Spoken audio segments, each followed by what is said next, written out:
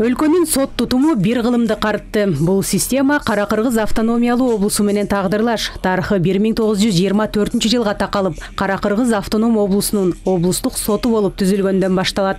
Анын биринчи жетекчиси болуп Лев Александрович Авербург дайындалган.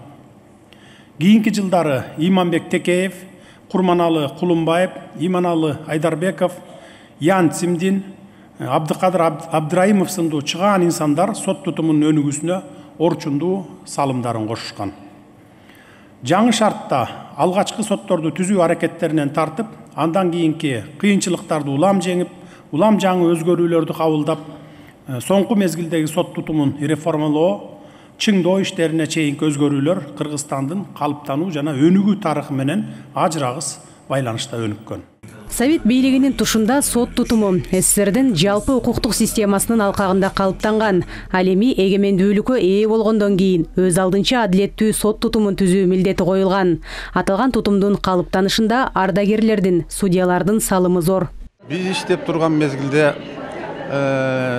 соттун төрагасы келген жазык иштерди жана граждандык иштер болот, башка иштерди бөлүштүрчү, судьяларга бөлүштүрүп берчү. Азыркы мезгилде компьютерде система бөлүштүрөт, ал жакта калыстык болуп атат. Сот залдарында дагы бүт камералар коюлуп, соттордун кабинеттеринде керек болсо телефондоруна чейин угуулар жүргүзүлүп, мындай коррупциялык элементтерди жоюу боюнча чоң иштер азыр жүргүзүлүп атат. Биздин мезгилде андайлар жок болчу, биз иштеп жүргөн мезгилде. Учурда сот тутумунда эмгектенгендерге ыңгайлуу шарттар түзүлүүдө. Кызматтык турак жайлар менен камсыздалып, кейиштүү абалга кептелген жергиликтүү соттордун имараттары жаңыланып жатат. Сот системасын каржылоо жылдан жылга көбөйүп, материалдык техникалык базасын жакшыртууга багытталган иш-чаралар дагы күчөтүлдү. Мисалы, мамлекеттик бюджеттин эсебинен судьялардын айлык маяналары 100% көтөрүлсө, сот тутумунда эмгектенген кызматкерлердин айлык маяналары 50%дан ашык өлчөмдө көтөрүлдү. Жалал Абад жана Ысык Көл облустарында сот адилеттик үйлөрү ачылып, жарандарыбызга бирдиктүү терезе принцибиндеги ыңгайлуу шарттар түзүлдү. Жергиликтүү соттордун сот аткаруучуларынын натыйжалуулугун көтөрүү максатында алар 50ге жакын заманбап жаңы жеңил унаалар менен камсыз болушту. Жакын арада дагы 50 унаа берилет. Сот залдарына аудио, видео жаздыруучу аппараттар коюлган. Ал эми тууганчылык, жердешчилик сыяктуу көрүнүштөрдөн арылыш үчүн ротация башталган. 2022 жылдын биринчи жарымында жергиликтүү соттордун басымдуу бөлүгү орун которгон. Ушул ротацияны жүргүздүк, бул да оңой иш болгон жок. Ротацияда өзүнүн аздыр көптүр жемишин берип жатат.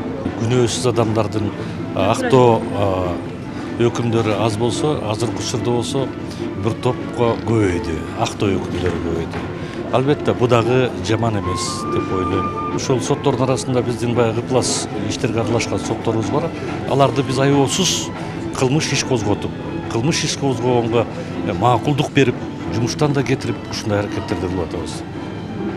Камалгандар да бар арасындачы. Биз аларды эч убакта жашырган жокпуз. Сот адилеттигин камсыз кылуу багытындагы иштер уланат. Тутумду санариптештирүү, судьяларды тандоо жана алардын ишин баалоо процесстерин санариптештирүү менен сот адилеттигин камсыз кылууда, адам факторлорун жоюу, коррупциялык көрүнүштөрдөн арылуу сыяктуу маанилүү иштер жүзөгө ашырылаарын президент белгиледи. Мамлекет башчы акыркы 3 жылда сот тутумуна тиешелүү бир топ мыйзамдарга өзгөртүүлөр киргизилгенин айтты. Бизде жогорку сотко караштуу сот адилет мектебинде мыйзамдарга өзгөрүү кирген учурларда деги эле дайым эле плановый окуулар бар. Ошого соттордун иш тажрыйбасын арттыруу максатында дайым окууларга чыгып турат. Баткен областы чек ара менен байланышкандыгына байланыштуу ошо чек ара бузуу боюнча кылмыш иштери көп. Анан акыркы мезгилде могу Хизбут Тахри деген туура эмес течениялар боюнча иштер көбөйдү. Жарандар адилеттик издеп барган акыркы инстанция соттор. Сот адилеттиги элдин бийликке болгон ишениминин негизи.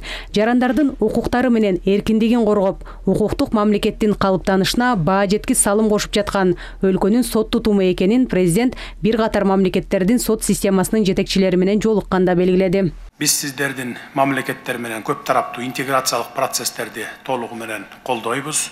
Өзүңүздөр баамдагандай Кыргызстан жигердүү өнүгүү жолуна түштү десек жаңылышпайбыз. биз боордош өлкө жана стратегиялык өнөктөш санаган мамлекеттер менен достук мамиле жана өз ара пайдалуу кызматташтык үчүн укуктук, маданий, гуманитардык жана илимий тажрыйба алмашуу чөйрөсүндө болгон күч аракетибизди жумшап жатабыз. Мен сиздер өкүл болуп келген өлкөлөр менен биздин кызматташуубуздун зор потенциалы бар экенине бекем ишенемин. Мына ошондуктан бул багытта иштерди улантуубуз зарыл. Садыр Жапаров менен жолугушууга Түркия, Азербайжан, Молдова, Беларусь, Казакстан, Кытай, Тажикстан, Өзбекстан, Армения өлкөлөрүнүн жогорку сотторунун төрагалары жана орун басарлары, Евразия экономикалык бирлигинин сотунун төрагасы, Көз карандысыз мамлекеттер шериктештигинин экономикалык сотунун төрагасы, Европа комиссиясынын демократия үчүн укук боюнча вице-президенти катышты. Жазгүл Сейдахматова, Бекзат Машрапов, ЛТР, Бишкек.